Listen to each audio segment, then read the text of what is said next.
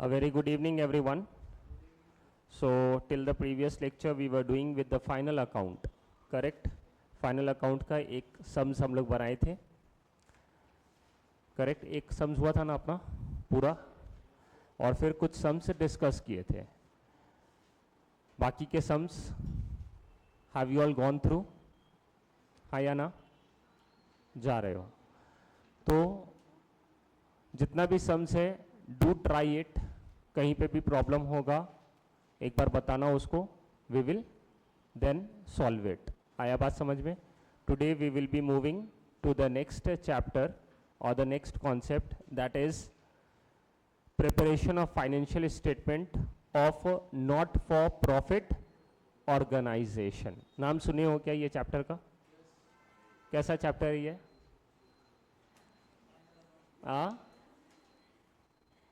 एक बार door close कर देना बच्चा. फर्स्ट बेंच एक बार डोर क्लोज कर दीजिए. ये chapter this is not for profit organisation, correct है? तो नॉट फॉर प्रॉफिट ऑर्गेनाइजेशन का we have to prepare financial statement. Understood? तो डिफरेंट फॉर्म्स ऑफ ऑर्गेनाइजेशन होता है. सबसे पहला जो फॉर्म ऑफ ऑर्गेनाइजेशन था दैट वाज सोल प्रोप्राइटरशिप. आया बात समझ में? जो और होता है दूसरा that is partnership form, correct? अब इसके अंदर कुछ ऑर्गेनाइजेशन ऐसा होता है जो कि नॉट फॉर प्रॉफिट कंसर्न है. तो उसका फाइनेंशियल स्टेटमेंट कैसे बनाया जाएगा, that we are going to study. Sole proprietorship का कैसे फाइनेंशियल स्टेटमेंट बनता है वी हैव स्टडीड. जो फाइनल अकाउंट हम लोग सीखे थे वो इसी का था. इसके अंदर हम लोगों को पता चला कि we have to prepare trading account, profit and loss account and balance sheet, correct है? फिर आता है पार्टनरशिप फॉर्म. पार्टनरशिप फॉर्म का फाइनल अकाउंट कैसे बनेगा, फाइनेंशियल स्टेटमेंट कैसे बनेगा, that we will be dealing in the next to next topic. इसके बाद वाला जो topic I will cover that is single entry. वो होने के बाद फिर हम पार्टनरशिप पे जाएंगे और पार्टनरशिप का जितना भी अकाउंटिंग है वो हम लोग सीखेंगे. आया बात समझ में? तो पार्टनरशिप वाला पार्ट अभी हम लोगों का बचा हुआ है. उसके बाद आता है तुम्हारा नॉट फॉर प्रॉफिट कंसर्न, जो कि आज हम लोग स्टार्ट कर रहे हैं. अब ये नॉट फॉर प्रॉफिट कंसर्न, तो सबसे पहले तो इसको समझेंगे. नॉट फॉर प्रॉफिट कंसर्न बोलो या फिर नॉट फॉर प्रॉफिट ऑर्गेनाइजेशन बोलो, इसका क्या मतलब है? ये नॉट फॉर प्रॉफिट ऑर्गेनाइजेशन का मतलब क्या? What is the meaning of this not for profit organisation?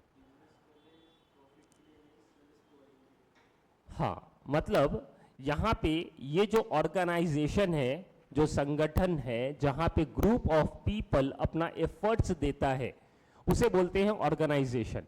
तो कोई भी ऑर्गेनाइजेशन जो कि प्रॉफिट के लिए नहीं, नॉट फॉर प्रॉफिट, प्रॉफिट के लिए अपना काम नहीं करता है, उस ऑर्गेनाइजेशन को बोला जाता है नॉट फॉर प्रॉफिट ऑर्गेनाइजेशन. आया बात समझ में?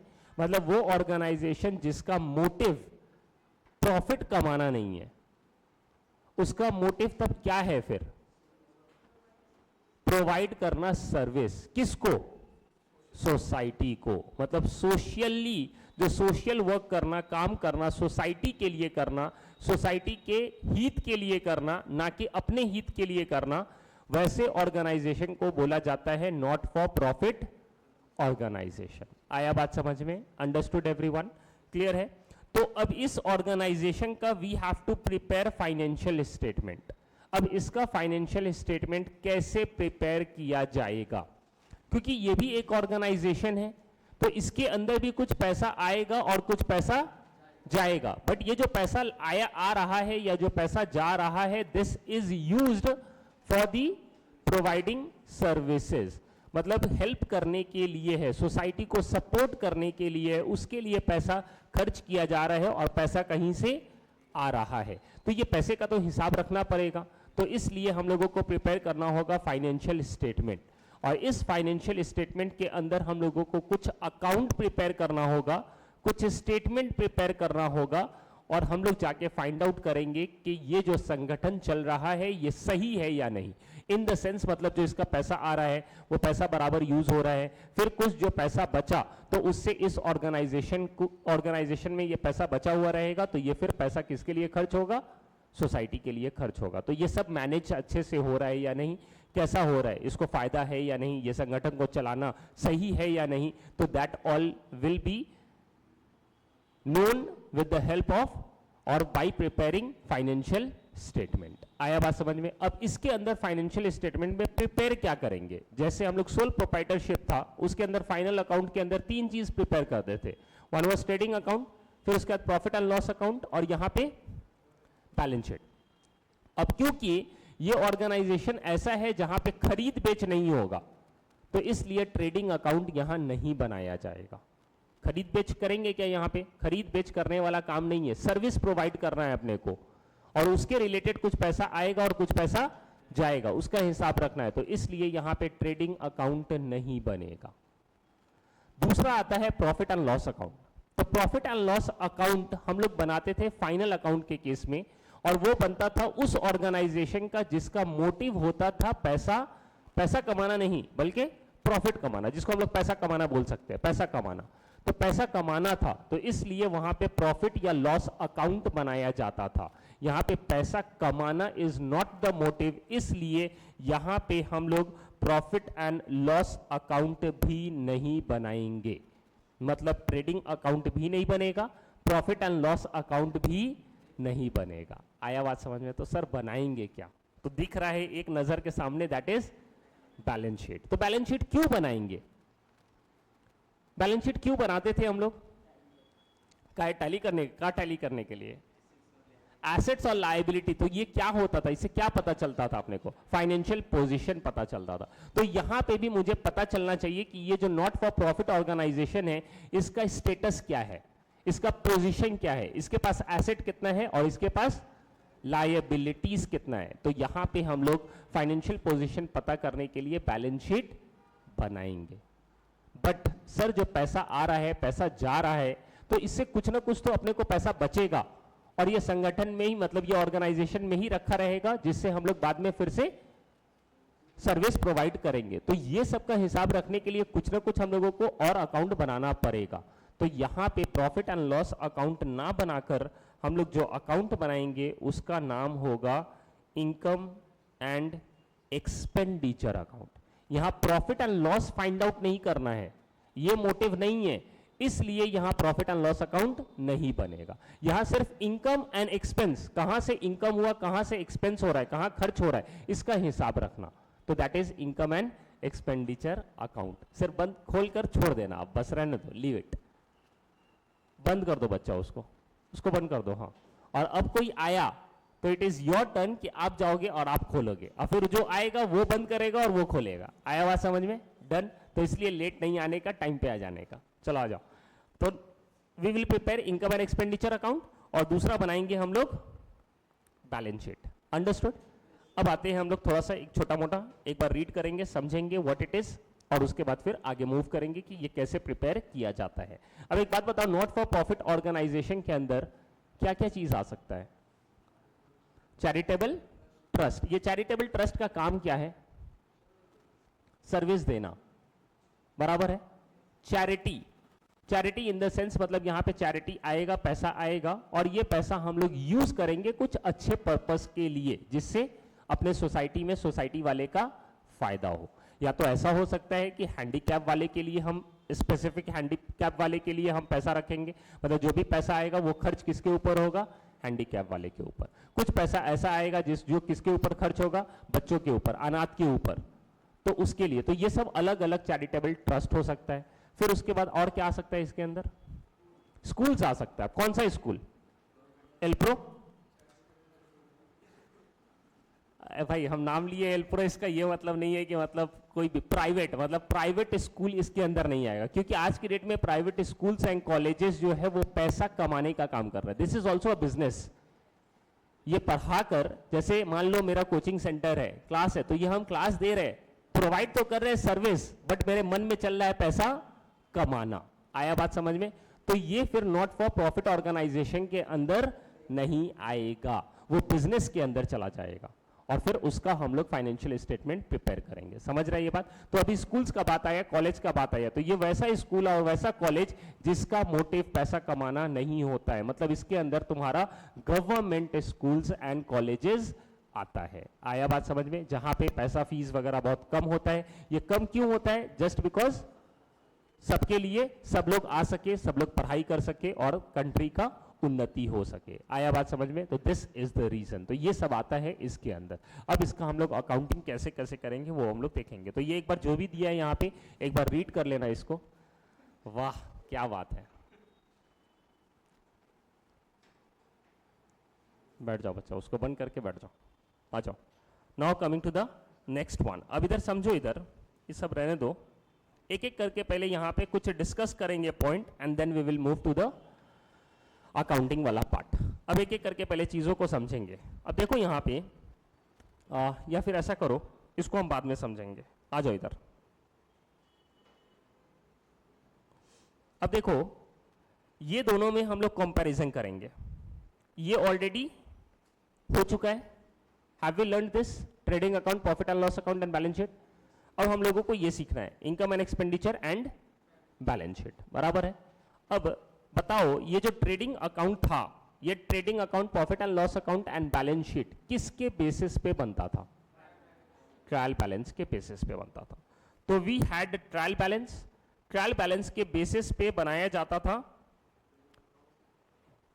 एक्सक्यूज मी, ट्रेडिंग अकाउंट, फिर बनाते थे प्रॉफिट एंड लॉस अकाउंट और फिर बनता था बैलेंस शीट। आया बात समझ में? तो उसी तरीके से कुछ सीक्वेंस यहां पे भी होगा। तो बैलेंस शीट बनाने का है क्या? यस। तो ये बैलेंस शीट बनेगा यहां पे भी। डन। अब उसके बाद इसके ऊपर क्या रहेगा? तो प्रॉफिट एंड लॉस के जगह पे हम लोग क्या डिसाइड किए हैं? What we will prepare? Income and expenditure.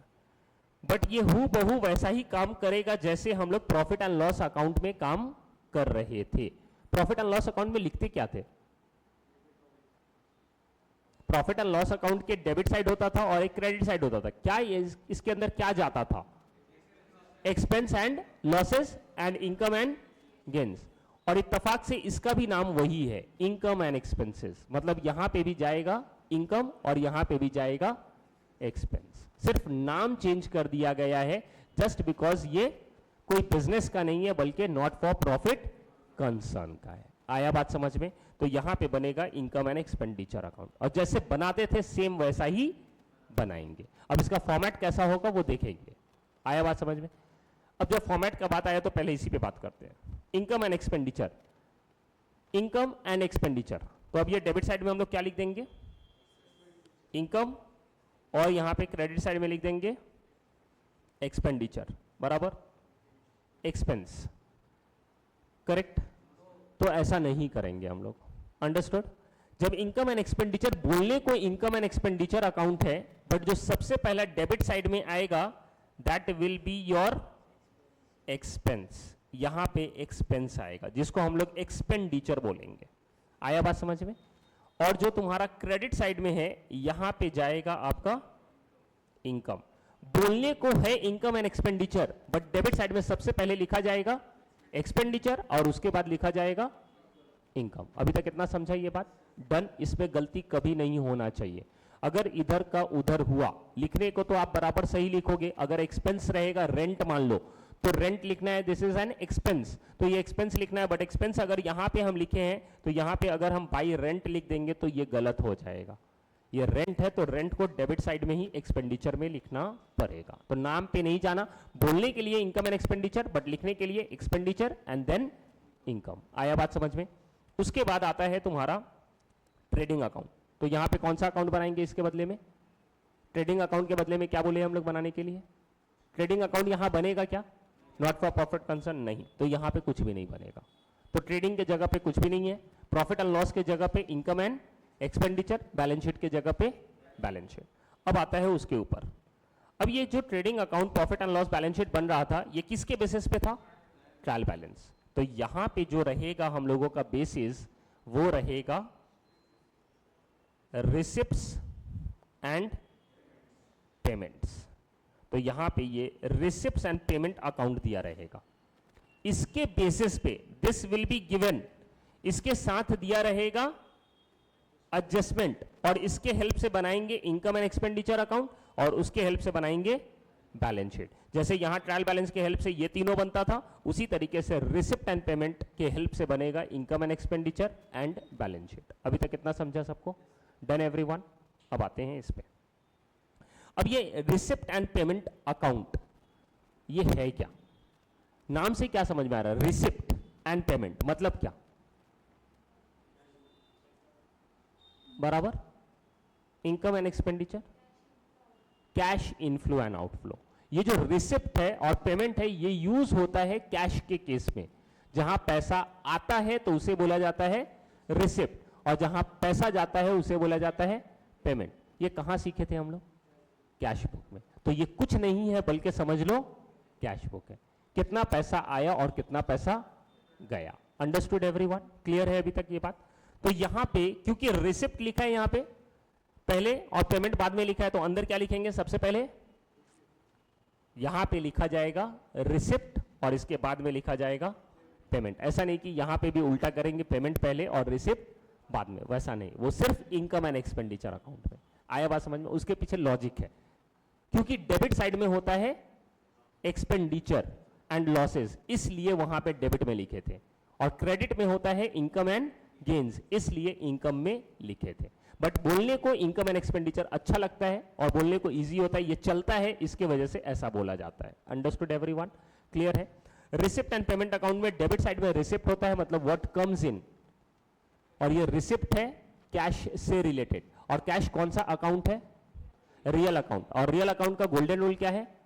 Debit what comes in. तो कुछ भी आएगा तो उसे डेबिट करना और कुछ जाएगा तो उसे क्रेडिट करना, इसलिए रिसिप्ट होता है डेबिट में और पेमेंट होता है क्रेडिट में। अभी तक कितना समझा? डन।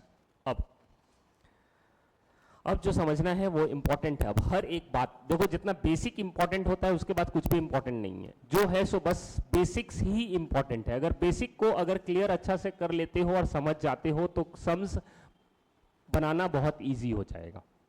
तो try to understand the basics पूरा अच्छे से, और उसके बाद सम्स तो कुछ नहीं है, उसका एक तरीका है, वो सिस्टम बताएंगे, अपने आप समझ में आएगा।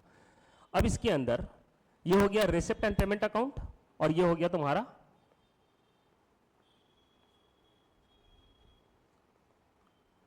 तो this is receipt and payment account. उसके बाद बनेगा इनकम एंड एक्सपेंडिचर और फिर बनेगा बैलेंस शीट। अब इसको समझो सही से।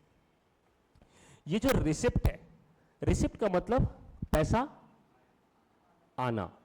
अब ये जो पैसा मेरे पास आएगा वो मेरा क्या हो सकता है? What it can be. हमको जो पैसा मिला ये क्या है? मेरा क्या हो सकता है? ये जो पैसा मुझे कोई देगा, कहीं से आएगा, तो ये मेरे लिए क्या होगा? This will be my income. Income बराबर है, इनकम हो सकता है ये बात। तो ये तो पक्का हो गया कि जो भी रिसिप्ट साइड में होगा वो कहां लिखेंगे हम लोग? कहां लिखेंगे? देखो ये दिया रहेगा अपने को, तो अगर रिसिप्ट साइड में जो भी चीज दिया है वो कहां चला जाएगा? फिर इनकम साइड में चला जाएगा। मतलब इनकम एंड एक्सपेंडिचर अकाउंट के इनकम साइड में जाएगा। आया ये बात समझ में? क्लियर है ये बात? तो यू आर गेटिंग मनी। तो ये मनी क्यों मिला? कुछ पैसा हम कमाए हैं, मेरा आमदनी है ये, इसलिए मुझे मिला होगा। तो इसलिए ये कहां चला जाएगा? इनकम साइड में जाएगा। आया बात समझ में? इसका दूसरा पहलू और क्या हो सकता है? अगर आपको पैसा मिला, ये पैसा अगर आपका रहेगा, आपको ये वापस नहीं करना है तो एसेट है। बट ये जो पैसा मिला ये हो सकता है, देखो जो तुमको आपको जो पैसा मिला वो तुम्हारा आमदनी है, इनकम है, तो ये तो तुम्हारा आमदनी हो गया। एसेट इसको नहीं बोलेंगे, ये हम अपना क्या बोलेंगे? इनकम बोलेंगे। अब ये जो हम सेव कर लेंगे, बचा लेंगे या इससे कुछ एसेट खरीद लेंगे तो that will be my asset. Correct है? तो एक ये हो गया कि जो भी पैसा मिलता है that is your income.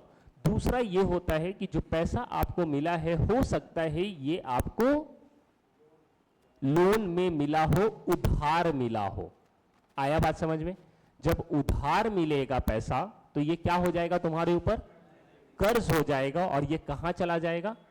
Liabilities में चला जाएगा। आया ये बात समझ में? मतलब ये जो रिसिप्ट है या तो इनकम में जाएगा या फिर बैलेंस शीट के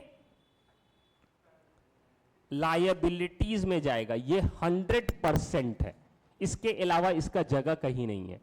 जैसे ट्रायल बैलेंस का जो डेबिट बैलेंस था, ट्रायल बैलेंस के अंदर डेबिट में जो लिखा है वो कहां कहां जा सकता था?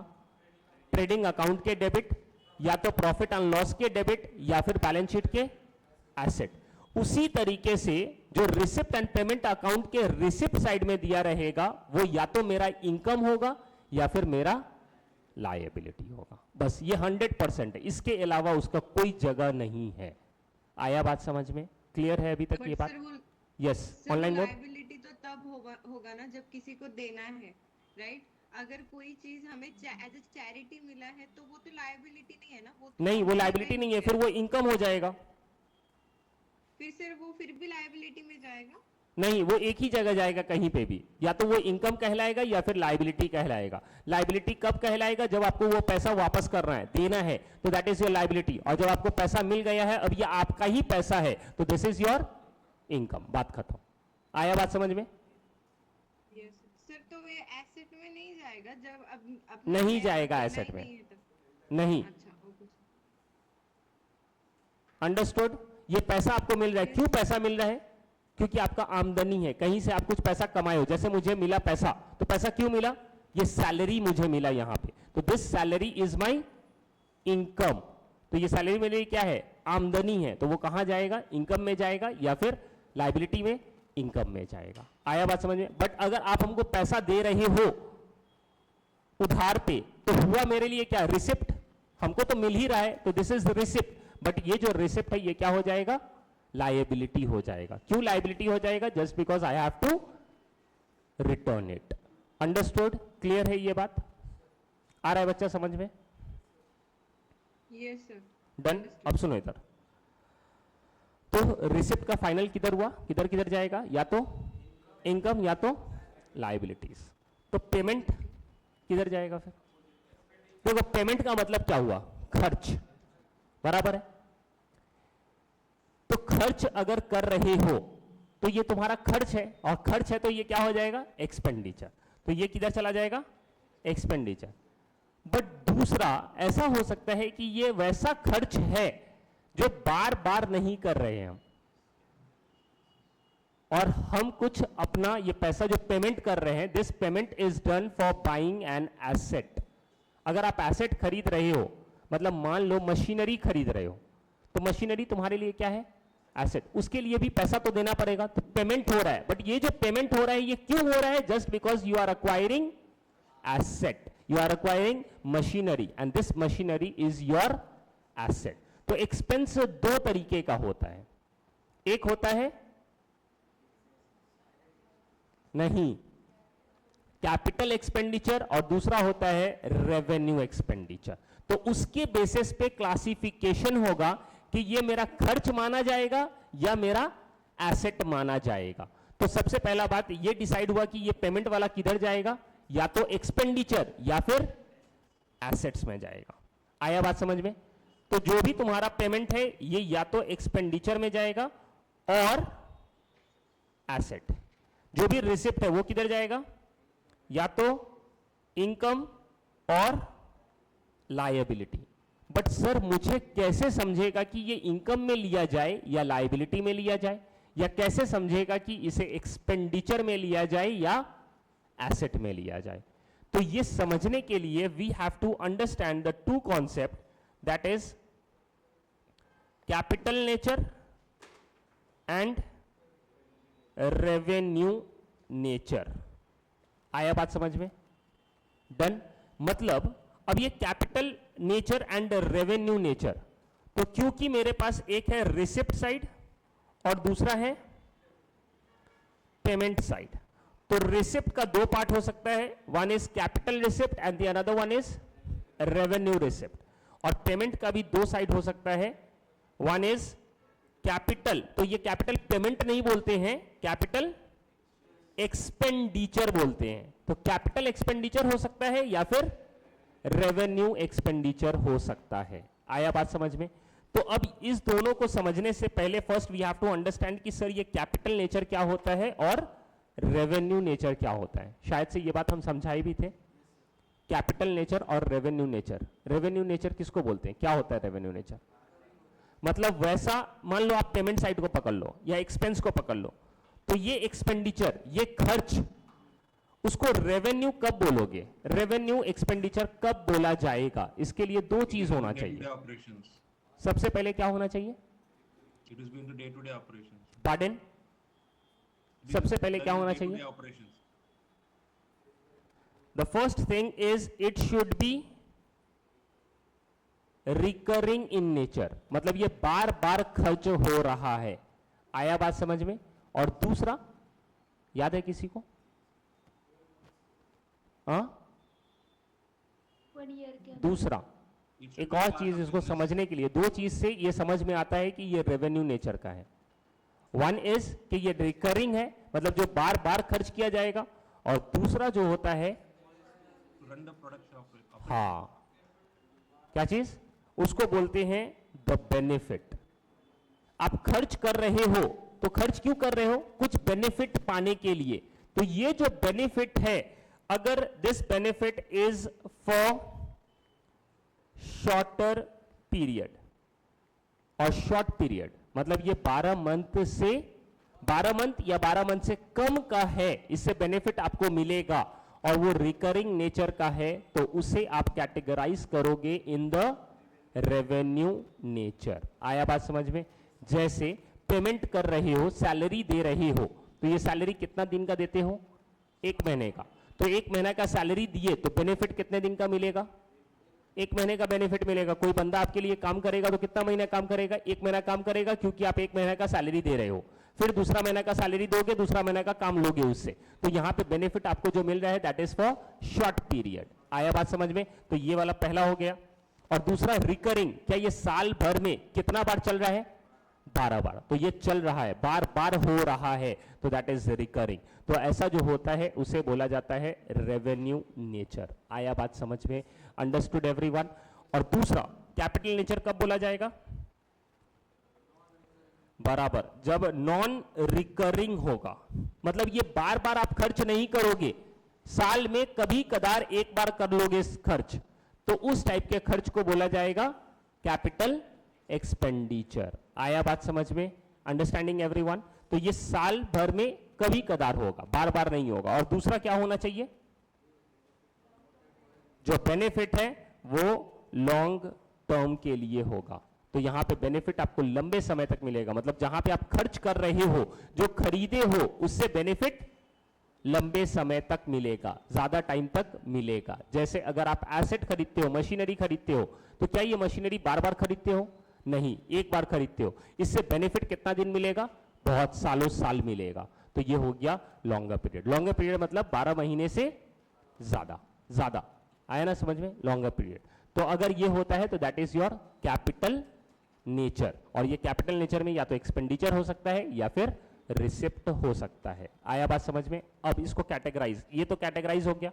अब अगर ये रेवेन्यू एक्सपेंडिचर है तो बताओ, एक तो बात हो रहा है पेमेंट का, तो पेमेंट का कहां कहां जा सकता है?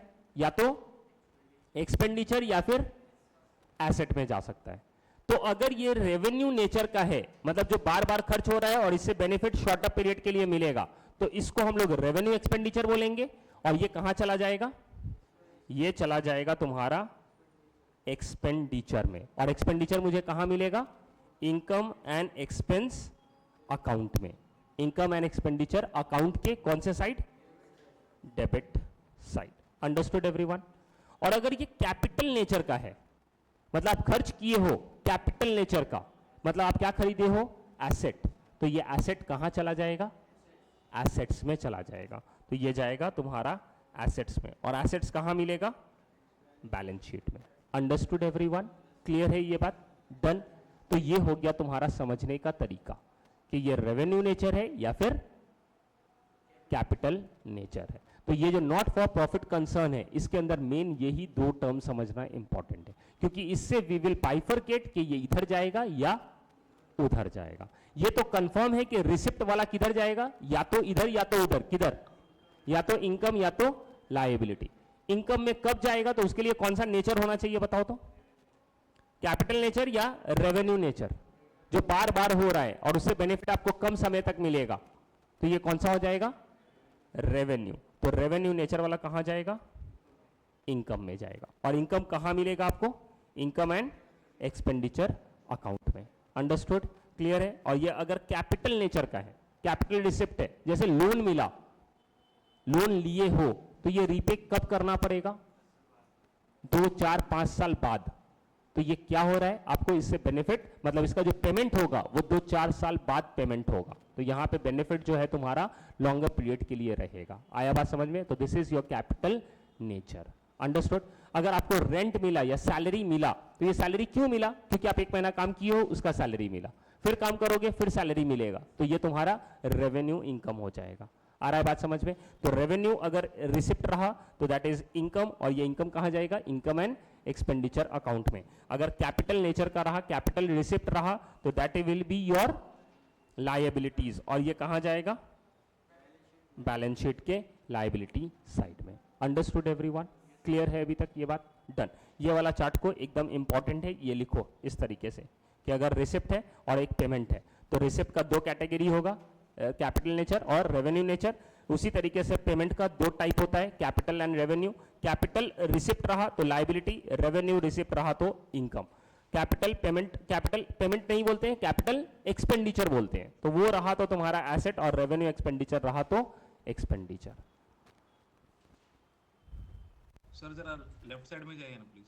Pardon, can you go to left hand side, जो ट्रायल बैलेंस का मैं क्लास अटेंड नहीं किया, just I wanted to take online mode बोलो बच्चा। मेरे को एक स्नैपशॉट लेना था, लेफ्ट हैंड साइड चाहिए था मेरे को, जो ट्रायल एंड बैलेंस का जो क्या करना था, ट्रायल स्क्रीनशॉट, कॉन्सेप्ट स्क्रीनशॉट लेना था। तो अभी आ रहा है कि नहीं आ रहा है, लेफ्ट हैंड साइड में थोड़ा चाहिए, ले सकते हो कि नहीं, लेफ्ट हैंड साइड में चाहिए, जो लेफ्ट हैंड साइड बोले तो ये क्या करना है, इसको ऐसे, हाँ हाँ हाँ अब ठीक है, एक्चुअली हाँ ठीक है चलो ठीक है। बट लिख ले भाई थोड़ा सा, ठीक है ना, वो जरूरी है, एक बार लिख लो 2 मिनट।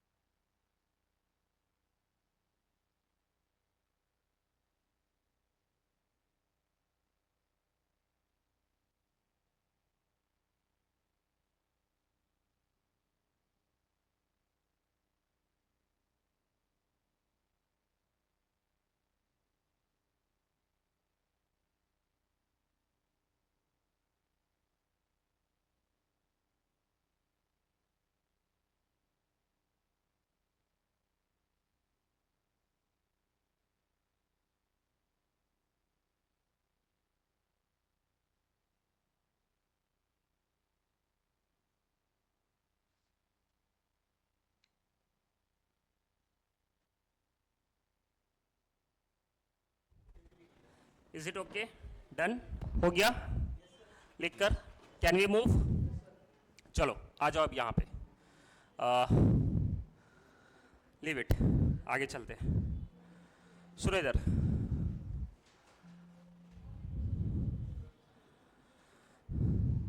कुछ टर्म्स है that we have to know, ये टर्म्स इंपॉर्टेंट है, ये जानना जरूरी है, ये हम लोगों को बार बार काम आएगा। बताओ रिसिप्ट साइड किधर किधर जाएगा, किधर किधर जा सकता है?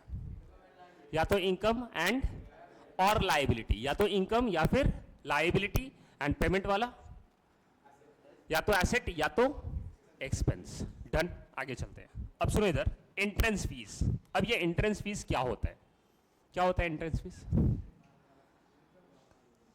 ये एंट्रेंस फीस का मतलब क्या होगा? एंट्री करते समय आपको पैसा देना पड़ेगा। जैसे मान लो हम लोगों का क्लब है, और कोई भी क्लब होता है, कोई भी आदमी क्लब फॉर्म करता है तो पैसा कमाने की नियत से फॉर्म करता है क्या? नहीं, ये भी एक ऑर्गेनाइजेशन है क्लब। जैसे 4 लोग 10 लोग मिलकर आप लोग एक क्लब बनाए हो, और ये क्लब क्यों बनाए हो? ताकि आप लोग उसके अंदर एक दूसरे को सर्विस दे सकते हो और सब लोगों एंजॉय कर सकते हो। आया बात समझ में? तो जैसे ये क्लब में जितना भी मेंबर्स बढ़ेगा तो उन लोगों को क्या पे करना पड़ेगा? एंट्री फी, जिसको बोलेंगे एंट्रेंस फी। मतलब एंट्री करने के लिए आपको पैसा देना पड़ेगा। आया बात समझ में? तो दैट इज एंट्रेंस फीस, बराबर है। अब ये जो एंट्रेंस फीस है, ये बताओ एक बंदा कितने बार देगा? एक बार देगा। तो this is one time, recurring nature या कैपिटल नेचर? Capital nature. तो ये कहां जाना चाहिए? एक बात बताओ, इससे एंट्रेंस फीस से पैसा आएगा या पैसा जाएगा? पैसा आएगा। तो ये रिसिप्ट होगा या पेमेंट होगा? रिसिप्ट। अब जब रिसिप्ट होगा तो इसका साइड या तो इनकम या तो लायबिलिटी, या तो इनकम या तो लायबिलिटी। तो एक्सपेंस को भूल जाओ, एसेट को भूल जाओ। अब ये दोनों में से डिसाइड करेंगे किधर जाएगा। तो ये लायबिलिटी क्यों बोल रहे हो? Just because this is one time, बराबर है। तो वन टाइम है, इसके वजह से आप बोले हो लायबिलिटी। बट अगर इसी को दूसरे तरीके से देखो तो ये जो क्लब के लिए, क्या सब बंदा 1 अप्रैल को ही एडमिट लेगा, एंट्री लेगा? नहीं, ये साल भर चलता रहेगा। आज भी पैसा आएगा, 1 महीना बाद भी पैसा आएगा, फिर पैसा आएगा, फिर पैसा आएगा। मतलब ये साल भर में बहुत बार पैसा आएगा एंट्रेंस फीस बोलकर। तो इसको एक तरह से क्या बोल सकते हैं हम लोग? रेवेन्यू नेचर भी बोल सकते हैं कि रिकरिंग है ये। अब जब रिकरिंग है तो कहां जाएगा? इनकम में जाएगा। तो सर आप कभी बोल रहे हैं लायबिलिटी में जाएगा, कभी इनकम में जाएगा। तो इसके लिए व्हाट विल हैपन कि आपको क्वेश्चन क्लियर कर देगा कि इसको इनकम में ले जाओ या फिर इसे लायबिलिटी में ले जाओ। आया बात समझ में? तो ये क्वेश्चन आपको बताएगा। तो क्वेश्चन कैसे बताएगा? तो क्वेश्चन बताएगा कि इसका जो 50% है, मान लो 1 लाख रुपए एंट्रेंस फीस है, तो बोला जाएगा 50% is to be treated as capital. तो 50% मतलब कितना हो जाएगा 1 लाख का? 50,000। तो 50,000 को कैपिटल ट्रीट करना है। तो कैपिटल ट्रीट करना है मतलब कहां फेंकना है? लायबिलिटी। तो बाकी 50,000 किधर जाएगा? इनकम जाएगा। बात खत्म।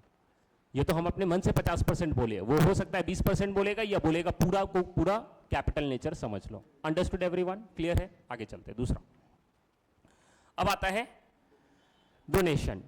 डोनेशन भी मिलता रहता है। और ये ऑनलाइन मोड, एनीवन कुछ बोल रहे थे क्या?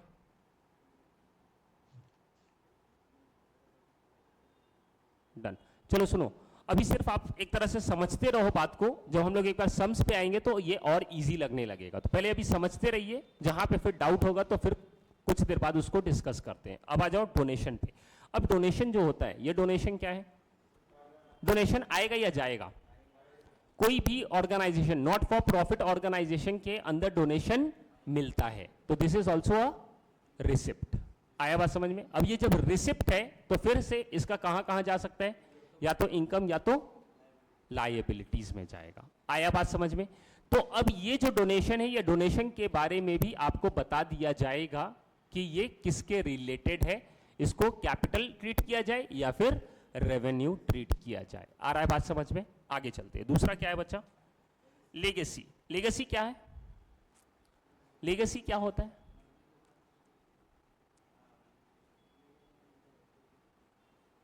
क्या होता है legacy? which has come from the elders. बराबर है। मतलब ये क्या होता है, जैसे जो परंपरा चल रहा है, तो मेरा जो एल्डर है या फिर जो मेरे फादर का जो भी प्रॉपर्टी है वो किसको ट्रांसफर हो जाएगा? उसके बच्चे को। फिर अगर मेरे पास आया तो अब मेरे बाद ये किसको ट्रांसफर हो जाएगा? मेरे बच्चे को। तो दिस इज लेगेसी, जो ट्रांसफर होता है अकॉर्डिंग टू विल। जो विल के तहत जो बोला हुआ है उसके तहत जो ये ट्रांसफर होता है इसे बोला जाता है लेगेसी। आया बात समझ में? तो मान लो ये क्लब कोई ना कोई तो स्टार्ट किया होगा, बराबर है? तो कोई ना कोई ओनर, कोई ना कोई बंदा स्टार्ट किया होगा कोई ऑर्गेनाइजेशन को, और वो ऑर्गेनाइजेशन क्या ऑर्गेनाइजेशन है? नॉट फॉर प्रॉफिट ऑर्गेनाइजेशन है। आया बात समझ में? तो ये जो ऑर्गेनाइजेशन है, ये ऑर्गेनाइजेशन का ओनर का कुछ प्रॉपर्टी रहा होगा, वो प्रॉपर्टी अब किसको ट्रांसफर हो जाएगा उसके जाने के बाद? उसके लड़के को। बट अगर वो नाम कर दिया है अपने ऑर्गेनाइजेशन के लिए, तो अगर वो चले जाता है तो अब उसका जो प्रॉपर्टी है वो किसके नाम पे हो जाएगा? ऑर्गेनाइजेशन के नाम पे। तो ऑर्गेनाइजेशन के लिए ये क्या हो गया? रिसिप्ट या पेमेंट? रिसिप्ट। आया बात समझ में? क्योंकि वो मिला, ऑर्गेनाइजेशन को मिला किसी से, तो अब जब उसको मिलेगा ऑर्गेनाइजेशन को, और हम लोग ये प्रिपेयर कर रहे हैं ऑर्गेनाइजेशन के व्यू पॉइंट से, तो ऑर्गेनाइजेशन के पास आया, जब ऑर्गेनाइजेशन के पास आया दैट इज रिसिप्ट। अब ये जो रिसिप्ट आया है ये बार बार ऐसा लेगेसी होगा या एक बार होगा? एक ही बार होगा ना भाई। वो जो मेन बंदा है, जो ओनर है, वो जाने के बाद तो एक ही बार जो ट्रांसफर होना है वो हो जाएगा, ये बार बार तो ट्रांसफर नहीं होगा। तो this will be treated as liabilities, मतलब कैपिटल रिसिप्ट माना जाएगा। बट अगर क्वेश्चन में कुछ वैसा बोल दे कि इसको, इसमें से कुछ पार्ट को समझना है इनकम और कुछ पार्ट को समझना है लायबिलिटी, तो फिर हम लोग वैसा समझेंगे। आया बात समझ में? Understood everyone? तो देखो यहाँ पे many times trust are formed in the memory of certain person by their will, in such case after the demise of the person. Demise of the person बोले तो डेथ ऑफ द पर्सन। वो person अगर death हो जाता है, the funds pass on to the institution. Institution बोले तो organisation, मतलब जो भी profit not for profit organisation है उसको पास हो जाएगा। Such legacies are of course one time and therefore should be taken as to the capital fund. आया बात समझ में? Done everyone? फिर आता है endowment. Endowment क्या है? Donation are also in forms of endowment to be used as per instruction by the donor. मतलब ये endowment को हम लोग, इसका दूसरा नाम, मतलब इसको endowment है एक तरह से donation. बट अगर डोनेशन दिया जा रहा है कोई स्पेसिफिक पर्पस के लिए, कि हम डोनेट भी कर रहे हैं और बोल रहे हैं कि ये डोनेट जो हम कर रहे हैं ये पर्पस के लिए यूज होना चाहिए, मतलब ये तुम्हारा बिल्डिंग बनने के लिए यूज होना चाहिए। अगर हम किसी को डोनेट किए, किसी चैरिटेबल ट्रस्ट को हम उसको डोनेट किए हैं यही शर्त पे कि तुमको ये पैसे का बिल्डिंग बनाना पड़ेगा, तो दिस इज इंडोमेंट। आ गया बात समझ में? तो अब ये जो यूज किया जाएगा वो किसके लिए यूज किया जाएगा? बिल्डिंग पर्पस के लिए ही यूज किया जाएगा। तो ये रिसिप्ट है या पेमेंट है? Again this is receipt. आया बात समझ में? और ये रिसिप्ट है, ये आपको मिल रहा है, तो ये अगेन अब इसको इनकम ट्रीट नहीं करेंगे, इसको क्या ट्रीट करेंगे हम लोग? लायबिलिटीज। जस्ट बिकॉज जब तक वो काम नहीं हो जाए तब तक ये जो पैसा मुझे मिला है ये क्या कहलाएगा? लायबिलिटीज कहलाएगा। आया बात समझ में? अंडरस्टूड?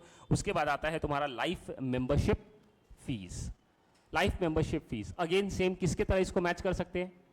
किसके तरह इसको, किसके साथ इसको जोड़ सकते हैं हम लोग? Life membership fees. Life membership fees मतलब ऊपर का जो टर्म्स है उस पे किसके साथ ऐड कर सकते हैं? लाइफ मेंबरशिप फीस मतलब आप मेंबर बनने के लिए पैसा दे रहे हो, एंट्रेंस फीस के तरह मान सकते हो इसको। आया बात समझ में? तो आपको अगर मेंबर बनना है तो उसके लिए आपको लाइफ मेंबरशिप देना पड़ेगा। तो दिस इज इनकम और एक्सपेंस? इनकम। ये सब किसके नजर से देख रहे हैं हम लोग? फर्म के नजर से। और फर्म कौन है यहाँ पे? Not for profit organisation. Online mode समझ रहे हैं आप लोगों को? मोहन, भाग्यश्री, सुकन्या, रूपाली, सेजल, जिसका नाम हमको सामने नजर आ रहा है उसी का नाम ले रहे हैं, ठीक है ना? एक क्वेश्चन था सर। बोलो बच्चा। सर अभी आपने बोला कि एंडोमेंट्स, तो उसको हम लोग कैपिटल रिसीट्स कंसीडर करेंगे, they will be liability, they will be treated as liability, right? And Yes. We are spending it on building, for example I am saying. Yes. तो अगर बिल्डिंग पे वी आर स्पेंडिंग, तो sir वो तो फिर asset हो गया ना बिल्डिंग। बराबर है। देखो अभी समझो, आपको अभी पैसा मिला ये बिल्डिंग पे खर्च करने के लिए, तो अभी जो पैसा मिला अभी हम बिल्डिंग पे खर्च नहीं किए हैं, तो जो पैसा मेरे जेब में आया दिस इज लायबिलिटी, क्योंकि ये खर्च कहां करना है, बिल्डिंग पे।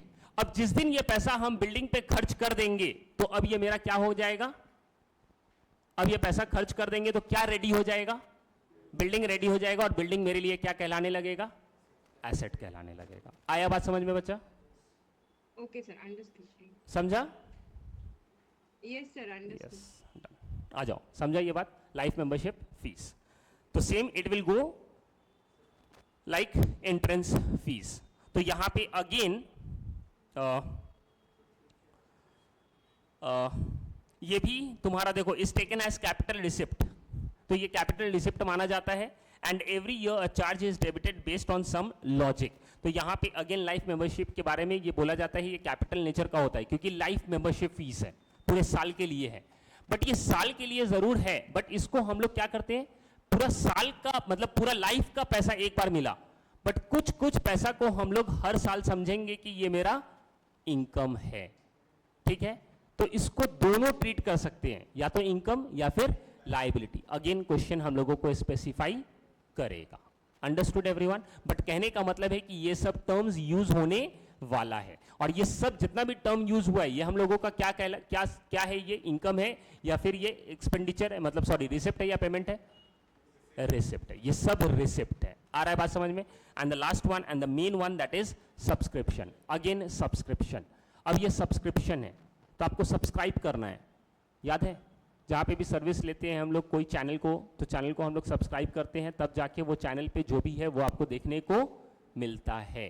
तो ये जो सब्सक्रिप्शन है ये हम लोग जितने दिन का लेंगे उतना दिन का बेनिफिट मिलेगा। तो ये जो सब्सक्रिप्शन है this is your revenue nature, और इसको क्या बोलेंगे, कहाँ जाएगा, ये इनकम में जाएगा। तो सब्सक्रिप्शन जो है ये मेन सोर्स ऑफ इनकम है। Subscription is the main source of income for the not for profit concern. तो not for profit concern बोलो या ऑर्गेनाइजेशन, उसका जो मेन सोर्स ऑफ इनकम है दैट इज सब्सक्रिप्शन। तो ये सब्सक्रिप्शन जाएगा किधर, तो ये रेवेन्यू नेचर है, और ये 100% कहाँ जाएगा, इनकम में जाएगा। अभी तक कितना समझ में आ गया डिस्कशन? अब आगे चलते हैं।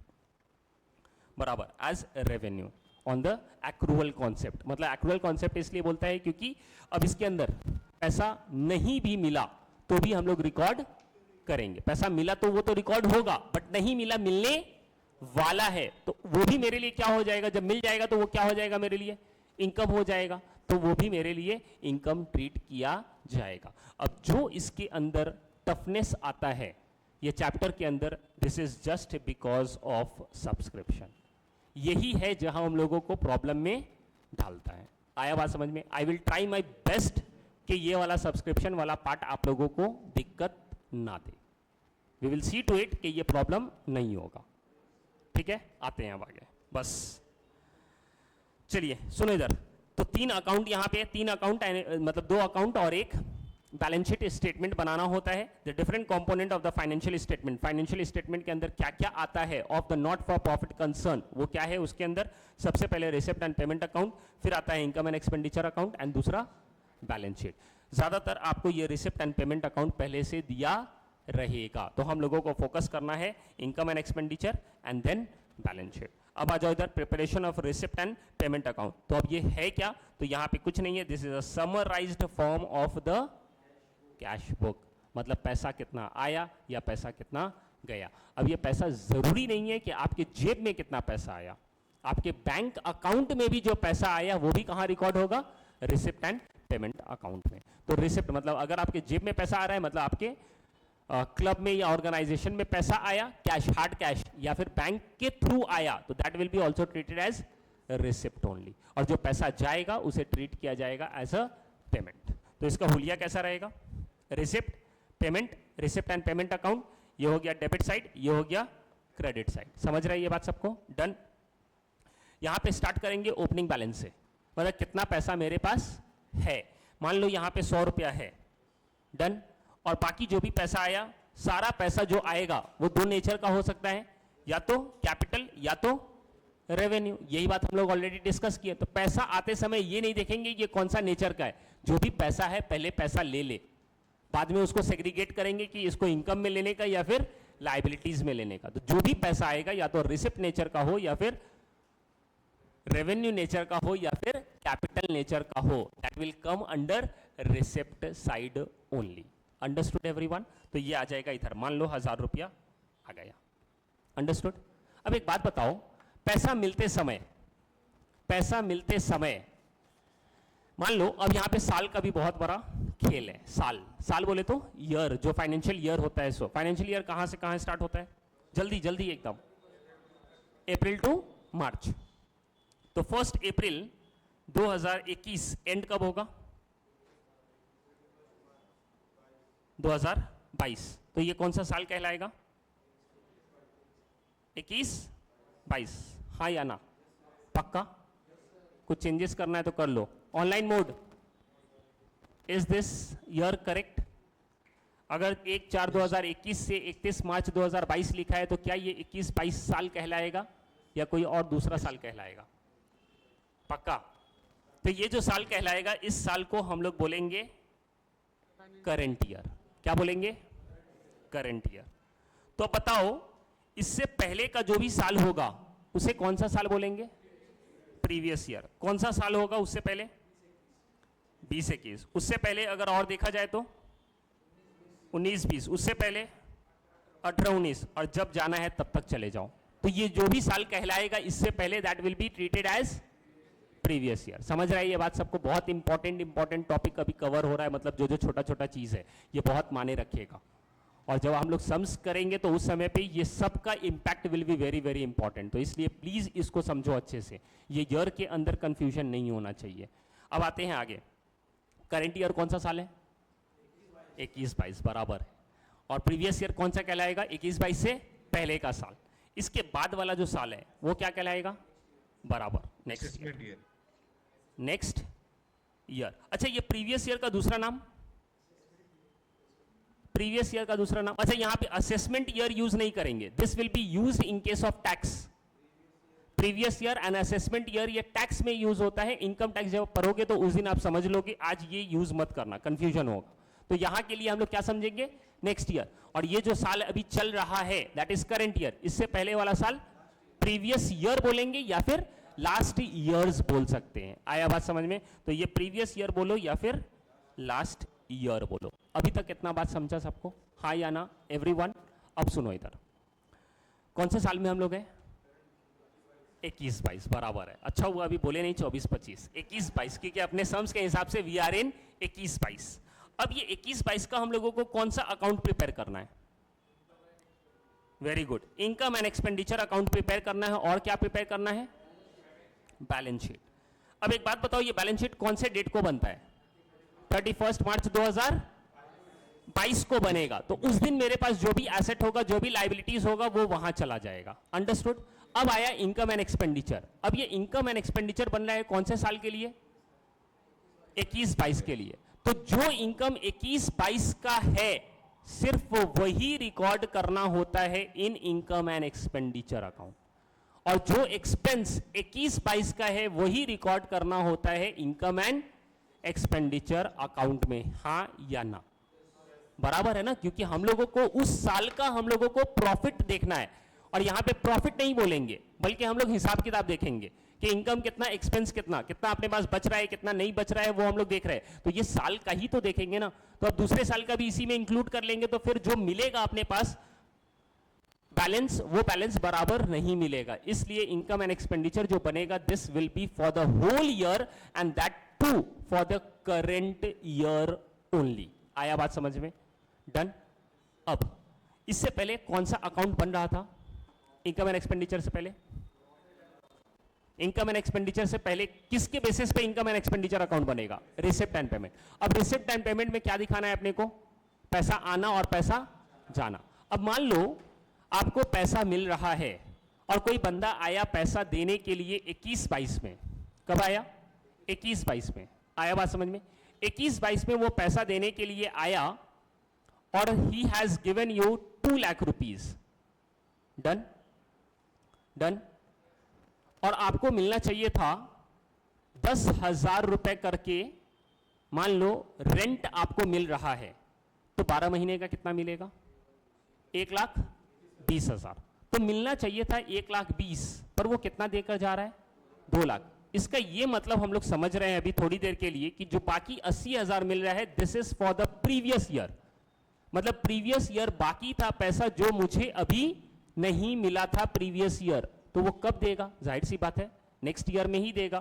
तो प्रीवियस ईयर मान लो यहां पे 20-21 में पैसा बाकी था 80,000 मिलना, जो मुझे नहीं मिला था, वो पैसा आपको कब मिल रहा है? 21-22 में। जब 21-22 में पैसा मिलेगा तो क्या रिसिप्ट में आप लिखोगे या नहीं लिखोगे? पैसा मिलेगा तो आप लोगे कि नहीं लोगे पैसा? या ये बोलोगे नहीं वो पिछले साल का पैसा था, पिछला साल चला गया, अब हमको मत दो, नहीं लेंगे, ऐसा करोगे क्या? नहीं। तो रिसिप्ट एंड पेमेंट अकाउंट में कोई भी साल का पैसा आना या जाना इज रिकॉर्डेड। आया बात समझ में?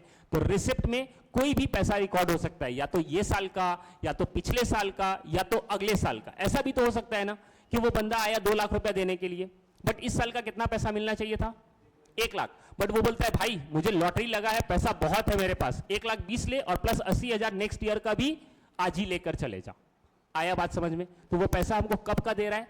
नेक्स्ट ईयर का। क्या हम उसको बोलेंगे पैसा मत दे, नेक्स्ट ईयर देना? जब मिल रहा है तो ले ले भाई। आया बात समझ में? जब पैसा मिलेगा तो रिसिप्ट एंड पेमेंट अकाउंट में कभी का भी पैसा रिकॉर्ड होता है। या तो रिसिप्ट में कोई भी पैसा रिकॉर्ड हो सकता है, कोई भी पैसा पेमेंट हो सकता है, बट इनकम एंड एक्सपेंडिचर में हम लोग वही रिकॉर्ड करेंगे जो कि करंट ईयर से रिलेटेड है। आया बात समझ में? अभी तक कितना बहुत बहुत इंपॉर्टेंट है ये बात। अभी तक समझ में आया? ऑनलाइन मोड समझा आप लोगों को? हाँ या ना? ये सर, पर जो बचा हुआ है फिर उसका क्या करेंगे सर? क्या चीज? जो आपने बोला कि अगर 2 लाख उसने दे दिया एंड 80,000 नेक्स्ट ईयर का है, तो फिर वो 80,000 का क्या करेंगे? बराबर है, वो बात समझेंगे अभी हम लोग, आगे चल के समझना है, वो सब पे समझना है, वो सब बात करना है हम लोगों को। पहले तो इतना समझ में आया कि पैसा मिलेगा तो लेंगे और उसे कहाँ रिकॉर्ड कर देंगे? रिसिप्ट में। बराबर है, तो रिसिप्ट में रिकॉर्ड हो जाएगा। अब इनकम एंड एक्सपेंडिचर अकाउंट बना रहे हो तो मिला कितना पैसा अपने को? 2 लाख। इस साल का पैसा कितना है? 1,20,000। तो कहां रिकॉर्ड होना चाहिए 1,20,000? इनकम में। अब जो 80,000 बच गया वो मिला कब का?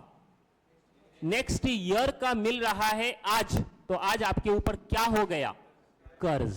तो ये 80,000 कहां चला जाएगा? लायबिलिटीज में। बात खत्म। 2 लाख का हिसाब लग गया, एक चला गया 1,20,000 इनकम में और 80,000 चला गया लायबिलिटीज में। होप आपका आंसर हुआ clear Sukanya? Yes sir. Done. Understood everyone? Clear है बच्चा सबको? पक्का? तो इस तरीके से वी हैव टू बाइफरकेट और समझना है हम लोगों को चीजों को। अब आ जाओ आगे। डन। अब सुनो भाई, क्या बोल रहे थे हम? तो 1,000 था, 100 रुपया था, 1,000 रुपया मिला। मान लो यहां से खर्च हो गया तुम्हारा 1,500 रुपया। ए भाई गलत हो जाएगा, फिर कितना खर्च करो इधर? 900 रुपया। ठीक है, तो कितना बच जाएगा? 200 रुपया। अंडरस्टूड? तो ये इस तरीके से हम लोग प्रिपेयर करते हैं receipt and payment account. Hopefully ये सब आपको दिया रहेगा, नहीं दिया रहेगा तो प्रिपेयर करना पड़ेगा। आया बात समझ में? आगे चलते हैं। अब हम लोग देखेंगे, ये सब आप लोग एक बार रीड कर लेना। अब आता है income and expenditure account. Now एकदम सही से सुनो अभी का। इनकम एंड एक्सपेंडिचर अकाउंट ये क्या है तुम्हारा? हुलिया फॉर्मेट। ये फॉर्मेट है इनकम एंड एक्सपेंडिचर अकाउंट का। तो लिखने को ऐसे आएगा, एक डेबिट साइड होता है, एक क्रेडिट साइड होता है, क्योंकि जब भी अकाउंट रहेगा तो डेबिट एंड क्रेडिट 100% रहेगा। क्या बोले थे लिखने के लिए डेबिट साइड में?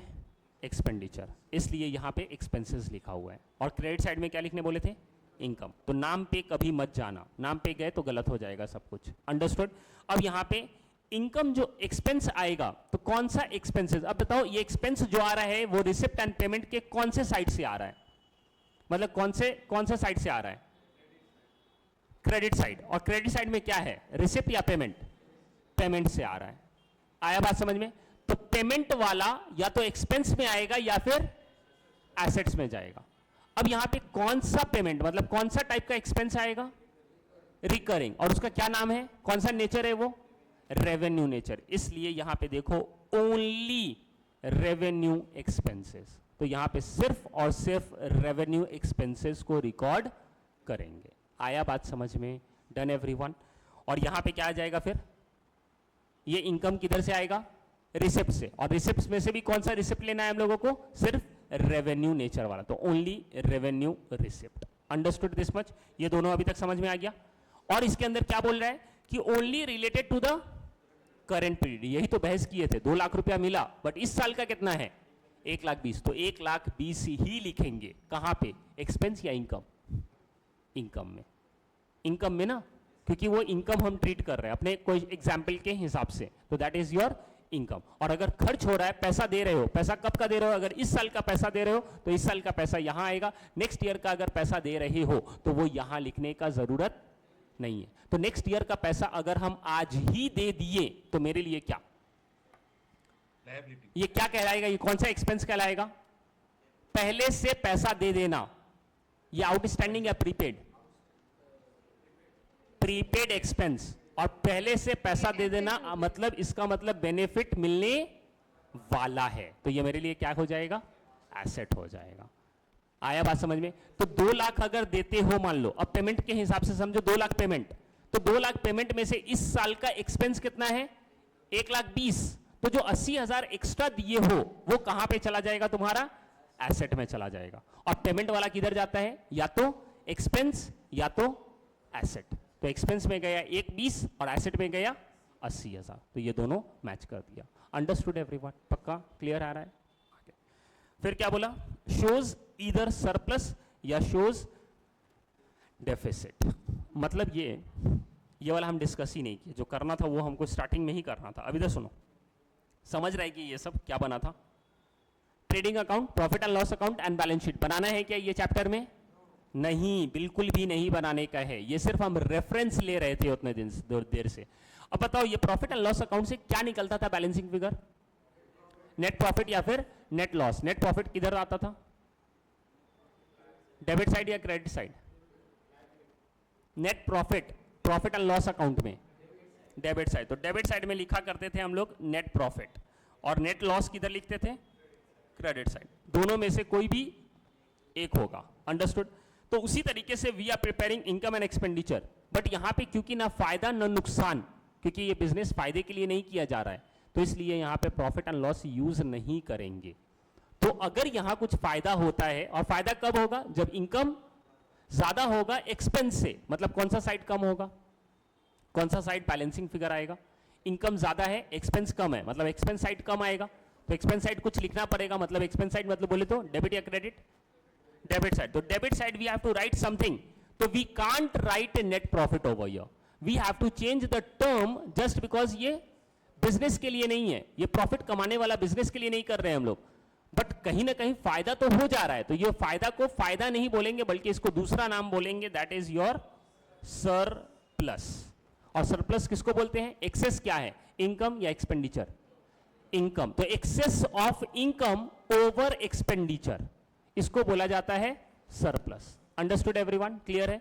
उसी तरीके से अगर इसका लॉस आता है तो इस चैप्टर में हम लोग लॉस नहीं बोलेंगे बल्कि उसको डेफिसिट बोलते हैं, और वो कौन से साइड में जाएगा, क्रेडिट साइड में। तो क्रेडिट साइड में लिखेंगे डेफिसिट। आया बात समझ में? और डेफिसिट कब होगा, जब एक्सपेंस ज्यादा होगा इनकम से। Understood everyone? तो यहां से इनकम एंड एक्सपेंडिचर अकाउंट से जो हम लोगों को निकालना है, कैलकुलेट करना है, वो क्या कैलकुलेट करना है, इनकम एंड एक्सपेंडिचर अकाउंट से क्या कैलकुलेट करना है, या तो सरप्लस या तो डेफिसिट। बैलेंस शीट से क्या कैलकुलेट करना है, कुछ भी नहीं, वो टैली हो जाएगा। Understood everyone? क्लियर है अभी तक? आगे ये हो गया, ये हो गया, ये एक बार रीड कर लेना सिर्फ, प्रिपरेशन ऑफ बैलेंस शीट, ये कुछ नहीं है। ये दोनों को एक बार आप लोग गो थ्रू कर सकते हो कि रिसिप्ट एंड पेमेंट अकाउंट क्या है और इनकम एंड एक्सपेंडिचर अकाउंट क्या है, दोनों डिफरेंट है, दोनों अलग अलग चीज़ है। उसके बाद लीव इट, ये सब कुछ नहीं देखेंगे, ये सब कुछ नहीं।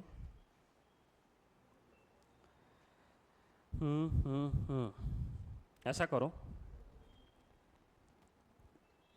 अब ऐसा करो, आते हैं यहाँ पे एक फॉर्मेट पे जो कि इंपॉर्टेंट है, वो समझो पहले।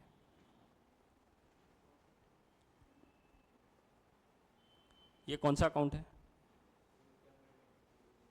कौन सा अकाउंट है ये क्या है, टी शेप तो है बट क्या बनाएंगे हम,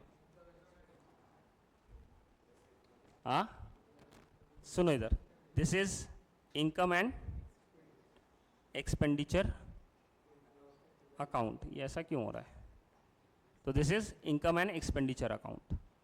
आया बात समझ में? अच्छा, यहाँ पे they haven't give the format, क्या फॉर्मेट है क्या नीचे अपने पास? नहीं है क्या? लीव इट, आ जाओ इधर, समझो इधर, सुनो। Income and expenditure account, debit side पे क्या लिखना जल्दी? एक्सपेंडिचर। और उसके बाद क्या लिखोगे? Amount and amount. तो ये पहले ऐसा बनेगा फॉर्मेट, डन। उसके बाद क्रेडिट साइड में इनकम, अमाउंट एंड अमाउंट। अभी तक समझ रहा है ये बात? Understanding everyone? Done. Now we will discuss for the income side. Income side का जो main source of income for not for profit concern, वो क्या है? सब्सक्रिप्शन। तो पहले इसको लेकर समझते हैं हम लोग। अब ये सब्सक्रिप्शन जो है, ये रिसिप्ट एंड पेमेंट अकाउंट में कहाँ पे दिखेगा? रिसिप्ट में दिखेगा। और जब रिसिप्ट में दिखेगा तो जाएगा कहाँ? इनकम एंड एक्सपेंडिचर अकाउंट के इनकम में जाएगा। बस ये तो पक्का है कि सब्सक्रिप्शन कभी भी इनकम में ही जाएगा। अब ये सब्सक्रिप्शन इनकम में लिखेंगे तो लिखेंगे कैसे? तो we will write first bye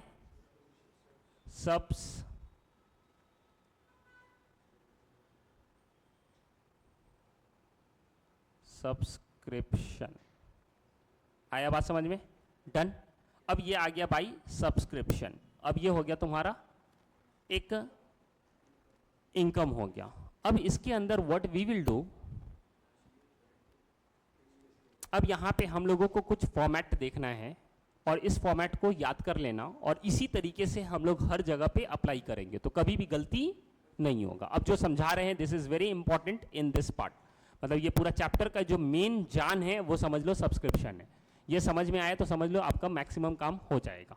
अब आ जाओ सब्सक्रिप्शन में। अब यहाँ पे फॉर्मेट कैसे बनाएंगे, कैसे लिखेंगे हम लोग, कैसे रिप्रेजेंट करेंगे? तो over year first of all we will write total subscription received, total subscription received, और ये आ जाएगा फिगर यहाँ पे। Understanding everyone? डन बच्चा। अब मान लो ये दिया कहाँ रहेगा मुझे? Subscription, total subscription received. तो ये क्या है? Receipt and payment account. तो ये कौन से साइड में दिया रहेगा? Receipt side. तो यहाँ पे दिया रहेगा टू सब्सक्रिप्शन। आया बात समझ में? कौन सा हम लोग साल में है?